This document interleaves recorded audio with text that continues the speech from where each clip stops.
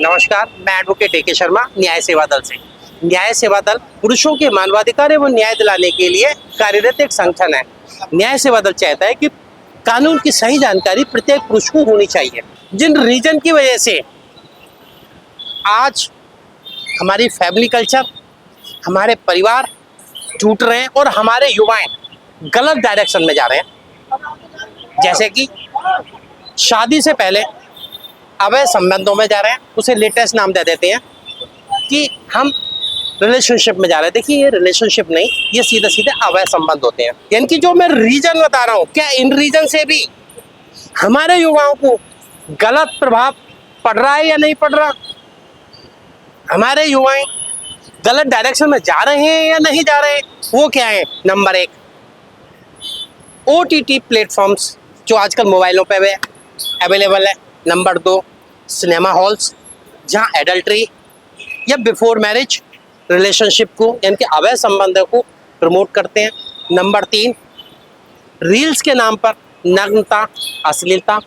Number चार, परिवार का अपने बच्चों पर ध्यान ना देना।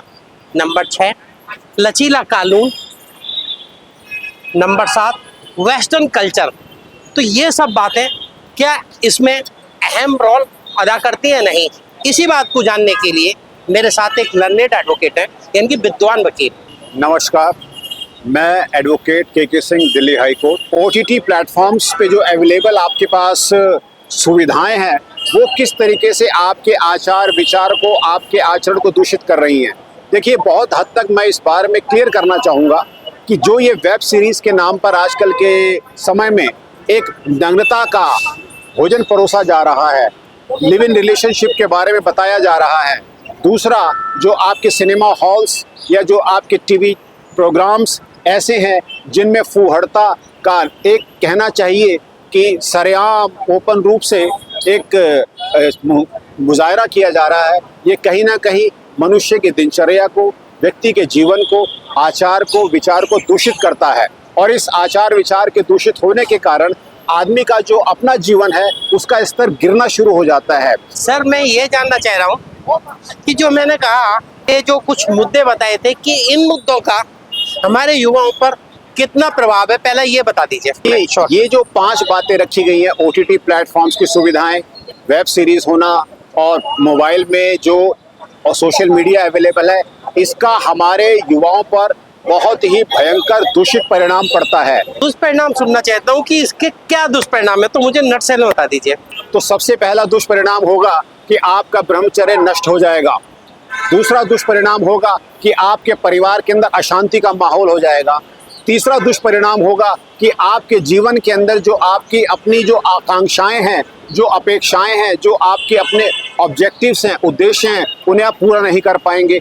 चौथा दुष्परिणाम ये होगा कि आपका समाज के अंदर स्तर गिरना शुरू हो जाएगा, लोग आपको हीन दृष्टि से देखेंगे। पांचवा दुष्परिणाम ये होगा कि आप जो है अपने दिनचर्या के अंदर निराश, हताश और बिल्कुल थके हुए महसूस करेंगे, जो आपके जीवन को दिन पर दिन गिराता चला जाएगा। मुझे बस इतना बताइए कि जो परिवार में यानी कि जो ये जो कल्चर चल रही है, इससे जो कोर्टों में केस बढ़ रहे हैं, जो आजकल ज़्यादा तेज़ी से डाइवोर्स हो रहे हैं, छोटी छोटी बातों पर, जो पति के विरुद्ध एवं उसके परिवार के विरुद्ध में जो क्रिमिनल केस रजिस्टर्ड हो रहे हैं, क्या ये भी उसी का परिणाम है? आपने बिल्कुल सही अंदाजा लगाया है। जितना जितना जीवन समाज में गिरेगा, जितना जितना आचरण गिरेगा, उसी का कॉन्सिक्वेंस और सब्सिक्वेंट ये इफेक्ट आएगा कि हमारे जो न्यायालय हैं, यहाँ सब जगह जो है केसेस की तादाद निरंतर बढ़ती चली जाएगी।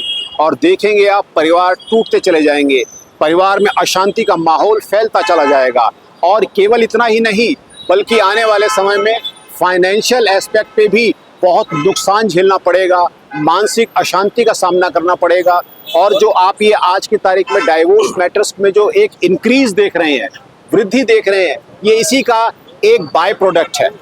इन अशुद्धियों का, इस दूषित समाज का ये बाय प्रोडक्ट है। पहले हमारे समाज के अंदर इस तरह की विसंगतियां नहीं होती थी, माता पिता का आदर था, जो कि आज लुप्त होता जा रहा है। और इसी बात को मैं संक्षेप में कहूँगा कि अगर हम चाहते हैं कि हमारे न्यायालयों में इनकी संख्या कम हो, अगर हम चाहते हैं कि डाइवोर्स के मामले कम हो, अगर हम चाहते हैं कि हमारे परिवार एक साथ जुड़े रहें, अगर हम चाहते हैं कि हमारे परिवार स्वस्थ मस्तिष्क, स्वस्थ आनंद के साथ अपने जीवन को आगे अग्रसर करें, तो हमें अपने आचार विचार को शुद्ध करना होगा, इन कुरीतियों से बाहर निकलना। आपसे यही जानना चाहता था, यही समझना चाहता था कि क्या इनका दुष्परिणाम होता है या नहीं। अब आपने कहा होता है, मैं भी मानता हूँ, तभी तो मैंने आपसे पूछा।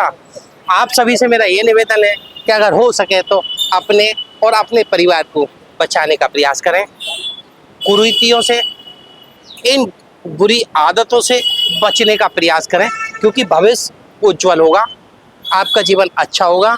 और आपके उज्जवल जीवन की कामना करते हुए आपसे धन्यवाद।